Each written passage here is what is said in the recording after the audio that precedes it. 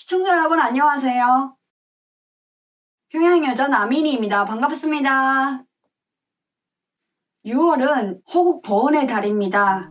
오늘의 대한민국은 그저 얻어진 게 아니죠. 나라를 위해 목숨 바친 순국 선열들과 호국 명명들의 희생과 헌신이 있어 오늘의 소중한 대한민국이 있는 곳이라고 생각합니다. 며칠 있으면 애국 선열들의 희생과 공헌을 추념하는 현충일도 맞이하게 됩니다. 저희 증조 할아버님이 북한에서 반일애국 열사이신데요. 우리나라에서는 국가유공자에 해당합니다. 일제강점기에 가진 땅과 재산을 전부 독립자금으로 내놓고 독립운동을 하시다가 일제경찰에게 체포되어 갈비뼈가 8개 부러지도록 검문을 받고 병보석으로 풀려 나섰는데요. 얼마 안 있어 돌아가셨다고 합니다. 눈을 감으시면서 할머니에게 일제에게 빼앗긴 나라를 반드시 찾아야 한다라는 말씀을 남기셨다고 합니다. 한국에 와서 현충일을 맞이할 때마다 증조 할아버지의 모습을 속으로 그려보곤 합니다. 북한에는 현충일에 해당하는 기념일이 없습니다. 한국에 와서 나라를 위해 희생한 순국 선열들과 장병들의 넋을 기리는 날인 현충일이 공휴일로 지정된 것을 알았을 때 많이 놀랐는데요. 그래서 이번 영상에서는 한국에 와서 현충일처럼 특별하게 느꼈던 명절에 대해서 말씀드리려고 합니다. 명절들을 일일이 나열하기보다는 제가 특별하게 느꼈던 점을 3가지로 말씀드리도록 하겠습니다. 첫 번째는 국경일입니다. 북한에서는 국경일이라는 용어를 사용하지 않았지만 국경일이라는 단어를 들을 때가 있습니다. 해마다 10월 1일이 되면 중국 국경일을 맞아 북한에서 축전을 벌였다는 내용의 신문기사나 보도가 나오거든요. 10월 1일은 중국의 건국 기념일이잖아요. 그래서 국경일은 건국일이구나 이렇게 생각을 했습니다. 대한민국에 와서 국경일이 5개 있다는 말 들었을 때 깜짝 놀랐습니다. 제 머릿속에는 국경일이 건국일이었기 때문에 국경일이 5개면 건국일이 5개라는 뜻이었거든요. 그게 어떻게 가능하냐라고 물어보니 한국은 특별히 국경일이 많다고 하시더라고요. 3.1절, 7월 17일 제헌절, 8월 15일 광복절, 10월 3일 개천절, 10월 9일 한글날 모두 이렇게 5개의 국경일이 있다는 사실이 신기했습니다. 그래서 보니 국경일은 국가가 세워진 날이 아니라 국가의 경사스러운 날이란 뜻이더라고요. 건국일을 국경일로 정한 나라도 많지만 그렇지 않은 나라도 많다는 것을 처음 알았습니다.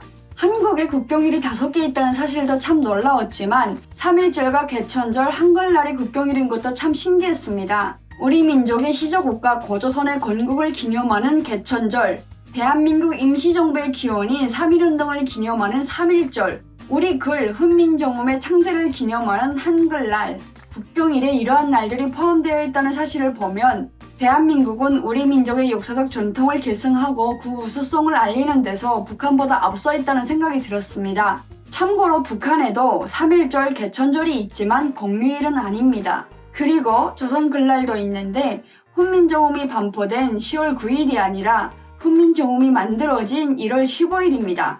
3.1절과 개천절은 알려져 있지만 조선글날은 비교적 알려져 있지 않아 아는 사람보다 모르는 사람이 더 많습니다. 두 번째로 민족 최대의 명절이 다르다는 것입니다. 한국에서는 민족 최대의 명절이 설과 추석이잖아요. 그래서 공휴일 중에 제일 연휴가 긴 명절이죠. 한국에 와서 첫 추석을 맞았을 때 5일 쉰다고 해서 또 한 번 놀랐는데요. 북한에선 추석에 당일 하루만 놀고 그렇게 큰 명절이 아니었거든요. 당연히 민족 최대의 명절이라는 말도 붙지 않죠. 반면 설에는 북한에서도 3일 정도 쉬는데 민족 최대의 명절이라는 수식어는 붙지 않습니다. 그냥 민속 명절이라고 합니다. 북한에서 민족 최대의 명절이라는 수식어가 붙는 명절은 따로 있습니다.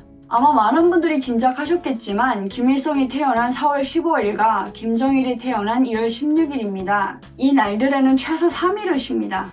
북한에 있을 때는 별로 생각해보지 않고 민족 최대의 명절 태양절, 민족 최대의 명절 광명성절이라고 불렀습니다. 김일성 민족이라는 말도 만들어내는 북한이 뭔들 못하겠냐 싶지만 지금 생각해보면 참으로 어이가 없습니다. 설과 추석과 관련해서 제가 신기하다고 느꼈던 건 대체공휴일이었습니다. 설날과 추석 연휴 중 주말이 겹치면 비공휴일 하루를 공휴일로 해서 법적으로 쉬게 하는 제도가 있다는 게 신기했습니다. 북한에는 주말이 일요일 하루인데 명절이 일요일이거나 명절 연휴에 일요일이 끼운다고 해서 대체 공휴일 하루를 더 붙이지는 않습니다.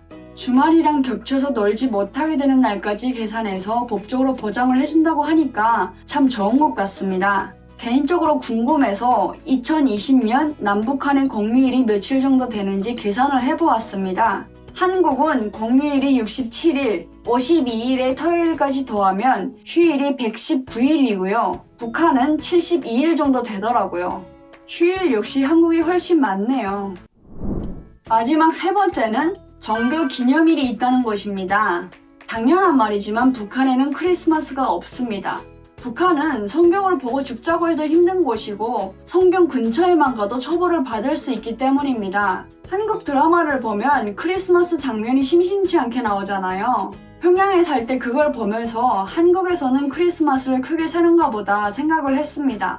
과거 서구 열강의 식민지인 적도 없었고 기독교 국가도 아닌 한국에서 크리스마스를 쉰다는 게 좀 의외였습니다. 미국의 문화를 많이 받아들여서 크리스마스를 세는가 보다 생각을 했죠.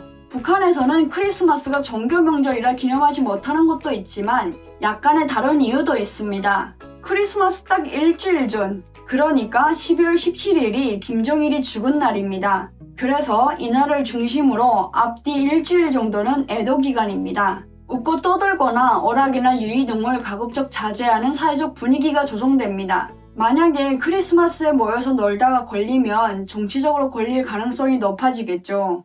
그래도 요즘 젊은 세대들은 한국 드라마의 영향을 받아서 그런지 위험을 감수하면서까지 몰래 모여서 노는 경우가 있습니다. 부처님 오신 날은 한국에 와서 난생 처음 들어봤습니다. 북한에서는 절에 가서 뭘 해본다는 걸 생각해 본 적도 없고 기독교와 마찬가지로 불교 활동도 할 수 없으니 불교에 대해서 전혀 몰랐던 거죠. 불교 명절도 국가에서 인정하고 공휴일로 제정했다고? 크리스마스도 있고 부처님 오신 날도 있으니 좀 헷갈리더라고요. 뭐가 됐든 쉬는 날이 하루 더 있다니 마냥 좋고 한 달 전부터 거리 곳곳에 켜져 있는 등불 장식, 꽃 장식을 보면서 북한에서는 느낄 수 없었던 새로운 분위기를 느낄 수 있어서 매우 좋았습니다. 네, 여러분, 이번 시간에는 제가 한국에 와서 살면서 신기하다고 느꼈던 명절들에 대해서 말씀드렸습니다. 영상을 준비하면서 자료를 찾다가 알게 되었는데요. 독일에서는 10월 3일 동서독 통일 기념일을 국경일로 기념한다고 합니다. 왠지 부럽더라고요. 우리나라도 하루빨리 남과 북이 통일되어 6대 국경일을 기념하는 날이 오기를 바라며 이번 영상 여기서 마무리하겠습니다. 시청해주셔서 고맙습니다. 지금까지 평양여자 남인이었습니다.